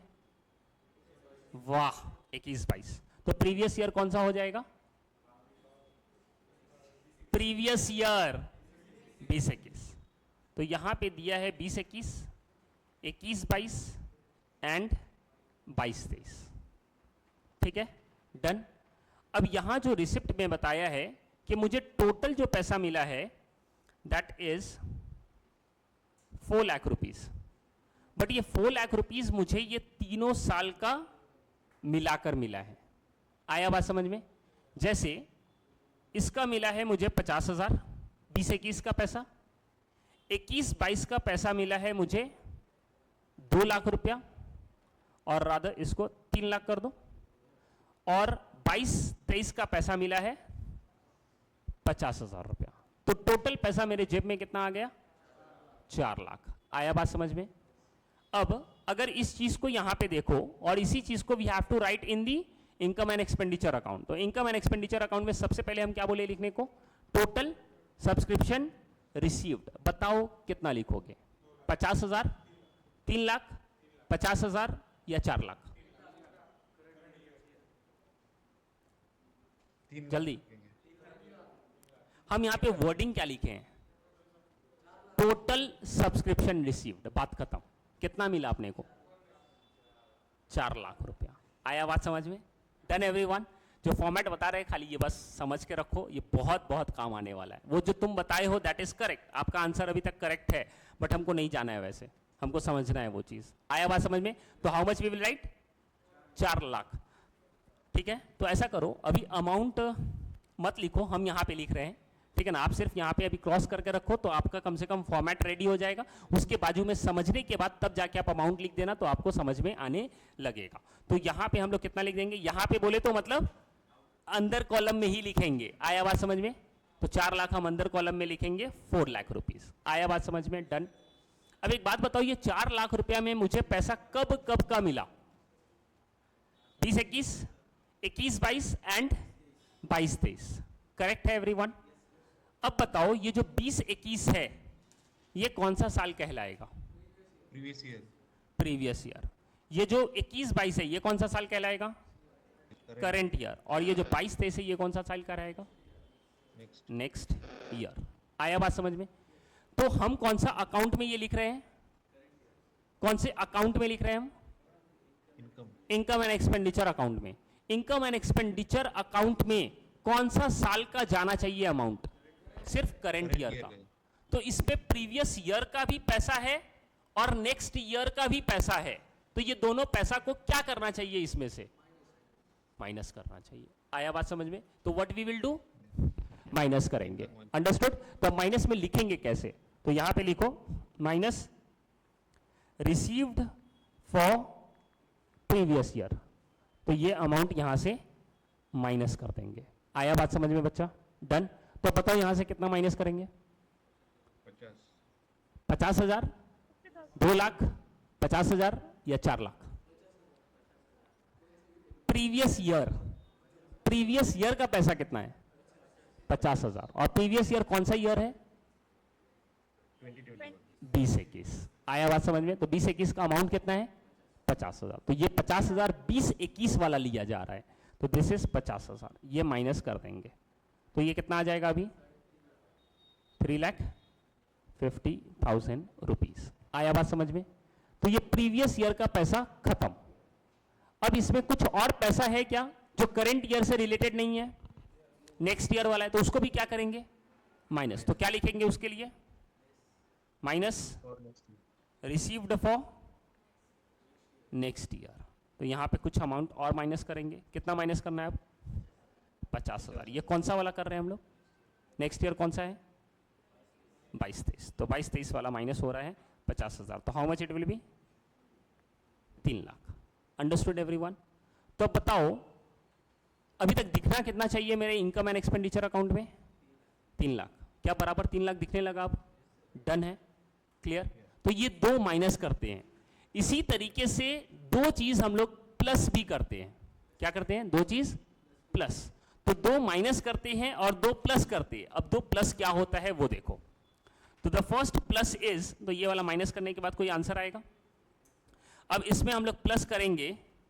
अब सुनो, मान लो इस साल मुझे मिलना चाहिए था, टोटल मुझे पैसा मिलना चाहिए था 3,50,000 रुपीज।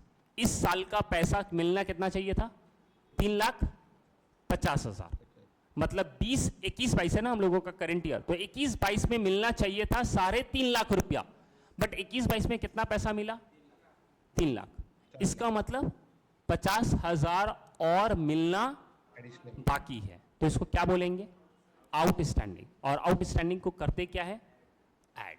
तो ये आउटस्टैंडिंग ऐड करेंगे। बट ये आउटस्टैंडिंग कब का? For the current year. Current year का जो आउटस्टैंडिंग है उसे करना पड़ेगा ऐड। Understood everyone? तो यहां पे जो दूसरा आएगा that will B outstanding for current year. समझा ये बात? हाँ या ना? डन? तो यहां पे लिख देंगे हम लोग 50,000। अंडरस्टूड? और ये आ जाएगा एक फिगर यहां पे। क्लियर है अभी तक ये बात? अब एक प्लस और बच गया। अब एक प्लस के लिए पहले समझो कहानी, उसके बाद आगे चलेंगे। अब मान लो अभी हम लोग कौन से साल में हैं? 21, 22। इससे पहले वाला साल कौन सा है? 20, 21। आया बात समझ में? जो समझा रहे हैं समझ में आया तो ठीक, नहीं समझ में आया तो जो हम बताएंगे उसको रट लेना। अंडरस्टूड? सुन, हाँ समझो अब इसको। 21, 22 में कितना पेमेंट हुआ है टोटल? मतलब कितना इनकम आया है टोटल? टोटल कितना आया है? टोटल 4 लाख। ये 4 लाख कैसे कैसे आया है? 20, 21 का 50, जल्दी 21, 22 का 3 लाख और 22, 23 का 50,000। Understood everyone? क्लियर है ये बात? अब एक बात बताओ, सिर्फ हम जितना समझा रहे हो उतना समझते जाना, इसके बाद का जो साल आएगा कौन सा आएगा? 22-23, ठीक है। तो नेक्स्ट ईयर में ये क्या बन जाएगा, कौन सा साल? करंट ईयर बन जाएगा नेक्स्ट ईयर में, अंडरस्टूड? नेक्स्ट ईयर में तो ये करंट ईयर बन जाएगा ना, फिर नेक्स्ट ईयर में अगर हम चले गए तो this will B current year, और ये सब क्या कहलाने लगेगा? Previous year. तो एक बात बताओ, ये जो 22-23 का पैसा मिला है 50,000 21-22 में, मतलब करंट ईयर जो अभी हम लोगों का है 21-22, इसमें आपको मिला है 22-23 का पैसा। तो ये पैसा एक्चुअली में है कब का? नेक्स्ट ईयर का। तो जब आप नेक्स्ट ईयर में रहोगे तो यहां पे आप अपने इनकम में ये 50,000 को क्या करोगे? ऐड करोगे या नहीं करोगे? ये 50,000 तुम्हारा इनकम है कि नहीं है? नेक्स्ट ईयर में रहेगा। तो वही चीज we have to write over year also. तो हो सकता है कि प्रीवियस ईयर में मुझे कुछ पैसा मिला होगा जो कि करंट ईयर का है। आया बात समझ में? मतलब 21-22 में हम लोग है तो मुझे कुछ पैसा मिल गया होगा 20-21 में ही। किस चीज का पैसा मिला होगा? कब का? 21-22 का। तो 21-22 का पैसा मुझे 20-21 में मिला, बट ये पैसा है कब का? 21-22 का। तो 21-22 में मुझे इनकम में ऐड करना चाहिए या नहीं करना चाहिए? करना चाहिए, वही ऐड करेंगे यहां पे। आया बात समझ में? अंडरस्टूड? एकदम सिंपल तरीके में समझा ये बात। तो अब यहां पे लिखेंगे क्या? किधर गया? तो over here we will write plus. बताओ तो क्या लिखोगे? नहीं, मिल गया है पैसा ऑलरेडी, तो रिसीव्ड इन एडवांस भी बोल सकते हो, या फिर ऐसे लिखो पूरा वर्डिंग खोलकर कि रिसीव्ड इन, कब मिला ये पैसा? Previous year. कब के लिए मिला? For current year. तो रिसीव्ड इन प्रीवियस ईयर या received in last year for current year. अगर ऐसा भी कुछ दिखता रहेगा तो यहां पे हम लोग प्लस करेंगे। आया ये बात समझ में? अब ये जो प्लस माइनस करने के बाद जो फिगर आएगा ये जाएगा आउटर कॉलम में। Understood everyone? डन है ये बात सबको? क्लियर? पक्का? समझा? अब सुनो इधर, अब समझो इधर। Can I rub this? अभी तक तो इतना समझ में आ गया, अब इसको रट के बताओ तो क्या हुआ, कैसे कैसे क्या हुआ। सब्सक्रिप्शन में सबसे पहले स्टार्टिंग क्या करेंगे? टोटल सब्सक्रिप्शन रिसीव्ड, उसमें से माइनस क्या करेंगे? रिसीव्ड फॉर लास्ट ईयर, फिर माइनस करेंगे received for next year. Next year आया बात समझ में? फिर जो अमाउंट आएगा उसमें प्लस करेंगे आउटस्टैंडिंग फॉर करंट ईयर, और फिर प्लस करेंगे received in previous year for current year. Understood? यही चार चीज आएगा यहां पे। अब इसका दूसरा इफेक्ट किधर किधर जाएगा, we will see that. Understood? अब समझो इधर, ये पैसा टोटल कितना मिला अपने को? 4 लाख। तो 4 लाख तो यहां लिख दिया गया। अब ये जो है प्रीवियस ईयर का पैसा आपको मिला है, कितना मिला प्रीवियस ईयर का? 50,000। इसका मतलब क्या है कि प्रीवियस ईयर में पैसा नहीं मिला था, तो प्रीवियस ईयर का बैलेंस शीट बना रहा होगा। प्रीवियस ईयर का बैलेंस शीट में वो कहां दिख रहा होगा? वेरी गुड, एसेट में दिख रहा होगा कि पैसा मिलने वाला है। कितना दिखता होगा वहां पे? 50,000। वो 50,000 आज मुझे मिल गया। तो क्या अब इस साल में कुछ पैसा और पिछले साल का मिलने वाला है क्या? पिछले साल का कुछ पैसा मिलने वाला है क्या? इस साल में भी आउटस्टैंडिंग है क्या? पिछले साल हमको कितना मिलने वाला था? 50,000। वो इस साल पूरा मिल गया? मिल गया। तो इस साल हम बोल सकते हैं क्या कुछ बाकी है पिछले साल का? नहीं। तो अब क्या बैलेंस शीट में वो 50,000 दिखाएंगे? नहीं। तो वही बैलेंस शीट वाला यहां पर आ जाएगा फिगर। अब बैलेंस शीट के अंदर नया बैलेंस शीट में जो बनाएंगे वहां पे अब नहीं दिखेगा। Understood everyone? क्लियर है ये बात? डन? तो इसको क्या कर सकते हैं हम लोग? इसके लिए लिखने के लिए second effect what we can write, ये लिखो, बैलेंस शीट से माइनस करेंगे। बैलेंस शीट से क्या करेंगे हम लोग? बैलेंस शीट में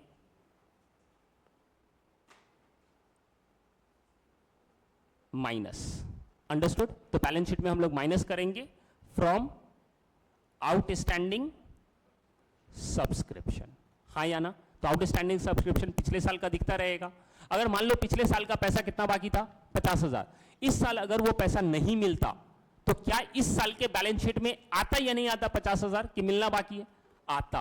बट अब क्या करेंगे, इस साल के बैलेंस शीट में दिखाएंगे पहले 50,000, फिर उसके नीचे दिखा देंगे -50,000 मिल गया और बाहर नीलबट्टा सन्नाटा, जीरो। आया बात समझ में? कुछ भी नहीं जाएगा उसमें। Understood everyone? क्लियर है ये बात? आगे चलते हैं। ये अभी तक clear? Come to the next one. अब मिला received for the next year. अब आपको पैसा मिला नेक्स्ट ईयर का, तो ये कब मिला ये पैसा? करंट ईयर में। कब का पैसा मिला? नेक्स्ट ईयर का। तो एक तो हम यहां से माइनस कर दिए, और दूसरा ये पैसा मुझे मिला हुआ है जो कि नेक्स्ट ईयर का है, तो ये मेरे लिए क्या बन गया? लायबिलिटी बन गया, कर्ज हो गया मेरे लिए। आया बात समझ में? डन। तो ये दूसरा इफेक्ट कहां जाएगा? बैलेंस शीट में लायबिलिटी साइड। Understood everyone? हाँ या ना? क्लियर है? आगे चलो। दूसरा, आउटस्टैंडिंग फॉर करंट ईयर। इसका मतलब क्या? इस साल का पैसा जो मिलना था वो नहीं मिला, तो एक तो यहां प्लस हो गया, अब ये मिलने वाला है तो कहां चला जाएगा? एसेट में चला जाएगा। तो दूसरा इफेक्ट इसका जाएगा बैलेंस शीट के asset side. Understood everyone? Clear है ये बात? अब बताओ, received in previous year for current year. सबसे पहला बात बताओ, ये दिखता कहां होगा? प्रीवियस ईयर में ये दिख रहा होगा कहीं पे? प्रीवियस ईयर में कहीं पे दिख रहा होगा? प्रीवियस ईयर में ये पैसा मिला है, नेक्स्ट ईयर मतलब इस साल का, तो प्रीवियस ईयर के बैलेंस शीट बना होगा। प्रीवियस ईयर के बैलेंस शीट में कहां पे दिख रहा था? लायबिलिटी में दिख रहा था। वो लायबिलिटी में दिख रहा था और इस साल हम कंसीडर कर लिए हैं एज अ इनकम, तो क्या अब इस साल में फिर से लायबिलिटी दिखेगा? नहीं। तो अब ये लायबिलिटी में से, मतलब बैलेंस शीट में लायबिलिटी से माइनस हो जाएगा। आया बात समझ में? Understood everyone? पूरा ये पूरा है तुम्हारा सब्सक्रिप्शन। अगर ये बात समझ में आ गया तो अब कोई भी सम्स गलती नहीं होगा। सिर्फ you have to think it logically कि क्या हो रहा है, बस ये बात अगर समझ में आता है तो फिर कोई प्रॉब्लम नहीं है। Understood everyone? अब इसके साथ साथ ये सब रटना है अपने को कि इसका जो सेकंड इफेक्ट है, देखो रटना कुछ नहीं है, ये समझ कर हम लोग काम कर रहे हैं। अभी हम कुछ भी रटाए नहीं है आप लोगों को, और रटना भी नहीं है अपने को, सिर्फ अपने लॉजिक से चलो कि ये कहां कहां जा रहा है, क्यों जा रहा है। So understood everyone? तो ये हो गया तुम्हारा पूरा इनकम साइड का सब्सक्रिप्शन कंप्लीट। अंडरस्टूड? अब इसी तरीके से हम लोगों का एक्सपेंडिचर साइड भी हो सकता है। Understood everyone? अब एक्सपेंडिचर साइड में भी हम लोग सेम इसी तरीके से फॉर्मेट बनाएंगे किसी भी एक्सपेंसेस के लिए। तो जैसे एक एक्सपेंसेस ले लो, सैलरीज, ठीक है ना? तो उसके लिए क्या लिखेंगे? सबसे पहले टू सैलरी। अब पूरा आप कंप्लीट करवाओगे मुझे चार्ट, मतलब यहां पे हम लोग फर्स्ट एक चीज लिखेंगे, फिर उसमें 2 माइनस करेंगे और 2 प्लस करेंगे। बताओ एक एक करके। सबसे पहले क्या लिखोगे? Total salary paid. ये कहां से मिलेगा अपने को? पेमेंट साइड से। अब पेमेंट साइड में जितना बैलेंस दिया है टोटल पेमेंट का, वो पूरा पेमेंट का अमाउंट यहां पे लिखेंगे सैलरी के रिलेटेड। बताओ माइनस क्या करोगे?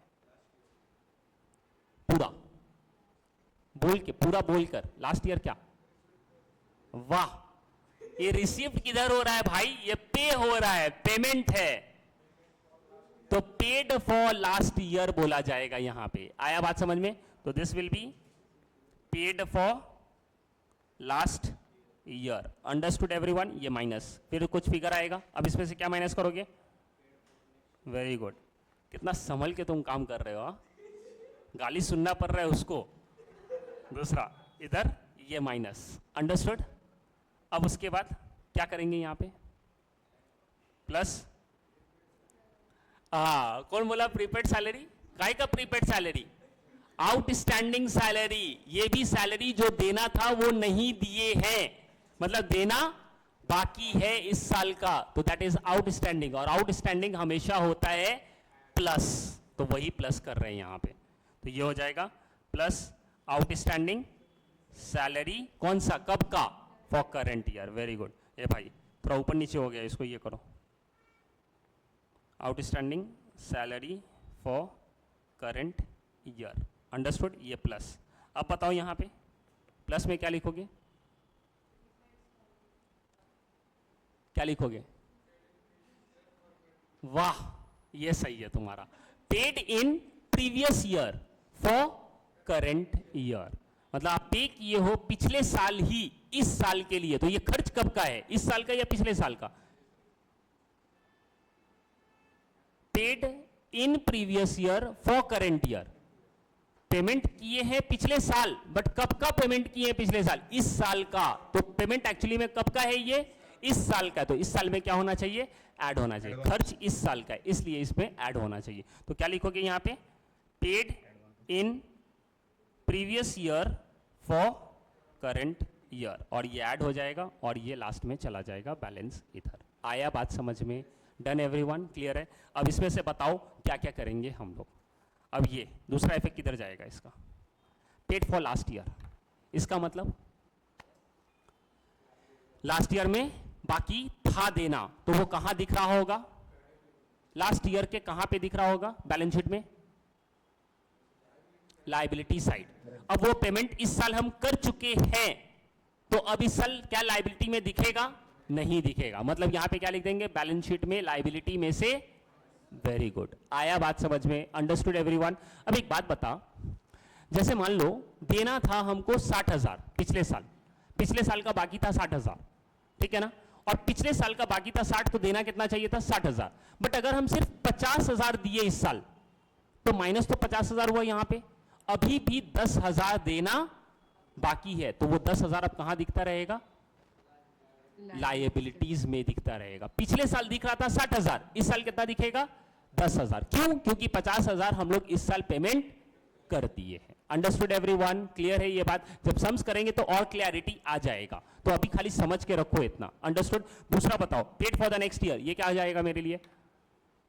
एसेट हो जाएगा। वाह, एसेट जाएगा, क्योंकि नेक्स्ट ईयर के लिए आज पेमेंट कर दिए हो, तो आप पहले से पेमेंट कर दिए हो, मतलब आपको बेनिफिट मिलने वाला है। Asset, very good. Outstanding salary for the current year, liability, मतलब इस साल का सैलरी है जो पे करना था, जो पे नहीं किए हैं, मतलब पे करने वाले हैं, तो दिस इज लायबिलिटी। और last, paid in previous year for current year, previous year के कहां पे दिख रहा था? एसेट में। इस साल हम लोग उसको ले लिए हैं, यहां पे लिख लिए हैं, माइनस हो जाएगा और बाहर कुछ भी नहीं दिखेगा, मतलब बैलेंस शीट में एसेट में से माइनस। ठीक है, आज के लिए इतना ही। Tomorrow next day we will continue. Thank you everyone, you all can leave.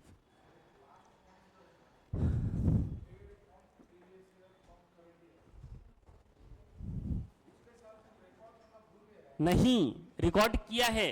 जैसे मान ले, नहीं उसको छोड़ दो, इस साल मान लो आप अभी करंट ईयर में हो, मान लो you are in current year, ठीक है ना? अभी आप करंट ईयर में 21-22 में हो, पेमेंट कर रहे हो, ठीक है? पेमेंट करना था 150 इस साल का, आप कर दिए पेमेंट 180, तो 30,000 तुम एक्स्ट्रा पेमेंट किए हो। 30,000 कब का पेमेंट किए? नेक्स्ट ईयर का। तो ये जो पेमेंट कर दिए हैं, तो इस साल हम अपने बैलेंस शीट में 30,000 कहां दिखाएंगे? एसेट में दिखाएंगे। तो उसी तरीके से पिछले साल भी ऐसा कोई कांड हुआ तो वो एसेट में दिखा रहा है, वो हम इस साल कवर कर लिए, रिकवर कर लिए, तो अब एसेट में नहीं दिखेगा। चलो, थैंक यू एवरीवन।